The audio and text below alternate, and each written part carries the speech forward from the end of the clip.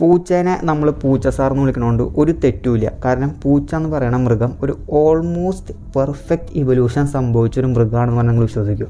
First തന്നെ പൂച്ചയുടെ whiskers എടുക്കാം, മീശ പോലത്തെ സാധനം, അതൊരു സ്പേഷ്യൽ അവയർനെസ്സിനുള്ള വസ്തുവാണ്. നമ്മൾ ചില ലോറികളുടെ ഫ്രണ്ടിൽ ഇങ്ങനെ ഒരു സാധനം കണ്ടിട്ടുണ്ടോ, അത് ലോറിയുടെ വിഡ്ത്ത് അറിയാൻ വേണ്ടിയിട്ട്. അതുപോലെ തന്നെയാണ് വിസ്കേഴ്സ്. പൂച്ചയുടെ ബോഡിയുടെ വിഡ്ത്തിനോട് ഓൾമോസ്റ്റ് സിമിലർ ആയിരിക്കും വിസ്കേഴ്സ് ഉണ്ടാവുക. അതായത് ഒരു ടൈറ്റ് സ്പേസിലേക്ക് പൂച്ച കയറി പോകുമ്പോൾ അവിടെ സ്റ്റക്ക് ആവുമെന്ന് അറിയാൻ വേണ്ടിയിട്ട് ഈ വിസ്കേഴ്സ് പൂച്ചയ്ക്ക് ഒരു സിഗ്നൽ കൊടുക്കും, അതായത് അത് കൂടെ പോവോ പോവില്ലെന്ന്. രണ്ടാമത് പൂച്ചയുടെ വാലെടുക്കാം. നമ്മൾ ഈ ടൈറ്റ് റോപ്പിന് മുകളിൽ കൂടെ പോകുമ്പോൾ ഒരു പോൾ യൂസ് ചെയ്യില്ലേ, കൗണ്ടർ ബാലൻസ് ചെയ്യാൻ വേണ്ടി, അല്ലെങ്കിൽ കൗണ്ടർ വെയിറ്റിന് വേണ്ടിയിട്ട്.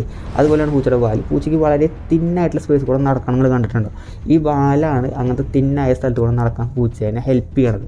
മൂന്നാമത് അറിയാം, നമുക്ക് പൂച്ചയ്ക്ക് രാത്രി കണ്ണ് കാണും. എങ്ങനെയാണ്? ഈ പൂച്ചയുടെ റെറ്റിനയുടെ ബാക്കിൽ ഒരു റിഫ്ലക്റ്റീവ് സർഫസ് ഉണ്ട്.